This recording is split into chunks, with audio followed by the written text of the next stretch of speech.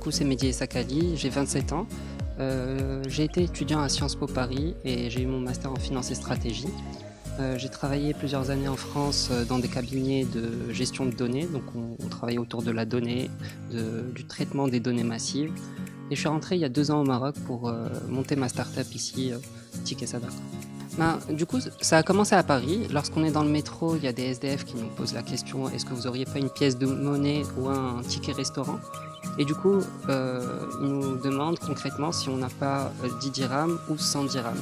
Et je me suis dit qu'il y avait un intervalle entre ces deux valeurs qui valait la peine de créer un instrument de donation qui remplace le don en argent. Parce que ces personnes-là, au final, ont besoin de manger et on s'est toujours dit, si on leur donne de l'argent, on n'est pas sûr qu'elles aillent consommer de la nourriture ou des produits de nécessité.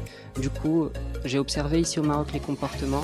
Tout le monde nous demande de l'argent constamment, c'est-à-dire il est impossible de sortir de sa voiture dans une rue du Maroc sans qu'une personne nous demande de l'argent ou simplement de l'aide. Et du coup, je me suis dit que le Maroc avait besoin de ces tickets Sadaka et d'une idée comme celle-ci qui soit instaurée de façon générale au Maroc. On vend des carnets de tickets Sadaka à des donateurs qui souhaitent en acheter. Ces tickets, il y en a 12 par carnet. Du coup, chaque ticket valant 2 dirhams 50, le carnet vaut 30 dirhams. Ça permet de détacher les tickets et de les distribuer aux mendiants qui ensuite peuvent les utiliser chez des marchands pour acheter des produits de nécessité. Du coup, concrètement, ce qu'on apporte à travers les tickets Sadaka, c'est de permettre à chacun d'avoir confiance dans le don qu'il est en train de faire. Les carnets de tickets seront en vente chez les mêmes marchands qui les acceptent et aussi chez d'autres commerçants qui souhaitent faire part de l'écosystème en tant que point de relais par exemple. Et je pense aujourd'hui à des pharmacies qui, elles, n'acceptent pas encore les tickets Sadaka, mais qui sont prêtes à nous aider pour diffuser ce geste responsable ici à Rabat et plus tard dans d'autres villes. On compte faire des tickets pharmacie qui, eux, auront potentiellement une valeur supérieure parce que donner 2 dirhams 50 à pour acheter quelque chose en pharmacie, c'est pas beaucoup. Du coup, on s'est dit que faire des tickets de 25 dirhams, par exemple, qui seront utilisables uniquement en pharmacie, permettrait justement de donner de l'argent à ceux qui se présentent à nous avec une ordonnance et on ne sait pas s'ils sont réellement malades ou quoi. Donc l'idée, c'est aussi d'introduire d'autres types de tickets. On a aussi pensé aux tickets éducation, par exemple, qui donnerait accès non seulement aux fournitures scolaires ou aux livres. Les tickets Sadaka, c'est un projet qui appartient à une entreprise justement et qui n'est pas une association, tout simplement. Les personnes ont tendance à confondre l'entrepreneuriat social et disons les associations et le but citoyen d'une cause. Là, dans notre cas, on a affaire à une société qui aura besoin de capital pour développer une technologie qui sera nécessaire pour assurer la traçabilité et la sécurité dans l'écosystème. Pour répondre à votre question, les bénéfices qu'on tirera des opérations de tickets Sadaka, il y en aura certainement qui seront faits à l'avenir lorsque les tickets seront beaucoup plus répandus et que l'usage sera adopté au Maroc.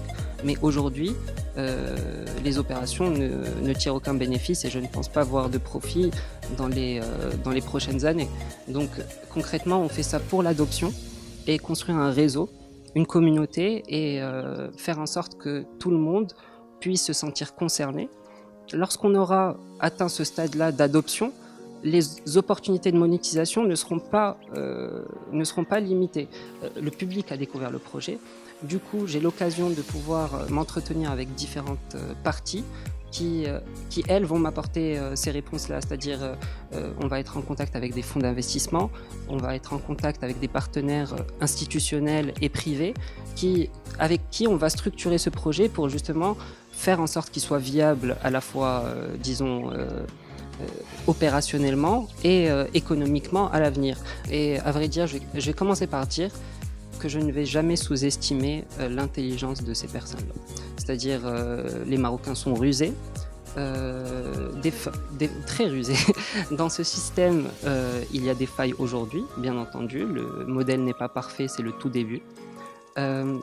Mais d'un côté, on a des personnes qui opèrent individuellement, et de l'autre, on aura un réseau de données avec lequel on pourra détecter et combattre la fraude.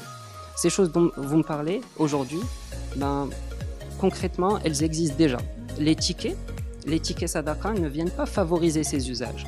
Ils ne viennent pas, ils n'incitent pas la personne qui les détient à la revente.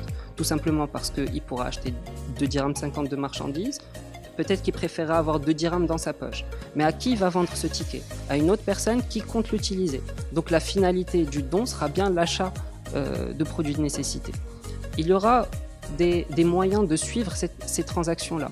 C'est-à-dire, lorsque le ticket sera utilisé en caisse, on pourra savoir contre quel produit il a été échangé, à quel moment, et beaucoup plus d'informations qu'on a aujourd'hui chez les épiciers et encore moins chez les mendiants. C'est-à-dire, on n'a aucune idée de l'argent qu'on donne, s'ils l'ont utilisé ou pas. La ferveur qu'il y a eu autour du projet, l'adoption par rapport à l'idée, les retours positifs, et il se trouve que cette attention a aussi attiré l'attention des autorités qui, elles, ont pour rôle de regarder ces nouveaux projets et de décider s'ils ont le droit d'exister ou pas et de quelle manière ils devraient exister.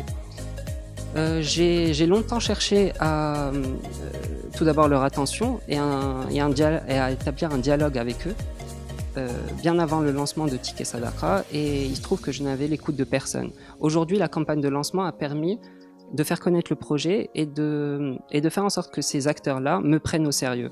Donc, on a entamé une discussion qui va non seulement avec les acteurs institutionnels et les autorités, mais aussi avec des acteurs privés et des personnes qui connaissent ce milieu et qui pourront m'aider à développer le projet. Du coup, là, on est dans une phase où on va reporter le lancement des tickets Sadaqa pour arriver avec quelque chose de plus construit, de beaucoup plus solide et fiable pour les utilisateurs. Je vais apporter toute la transparence autour de cette histoire, comme je vous parle aujourd'hui de ce qui risque potentiellement d'arriver. J'ai absolument rien à cacher par rapport à ce projet, donc je tiendrai au courant la communauté de ce qui se passe et je leur fais confiance pour comprendre la décision qui va être faite de reporter l'opération Ticket Sadaqa, et on reviendra tout simplement plus fort et beaucoup mieux construit.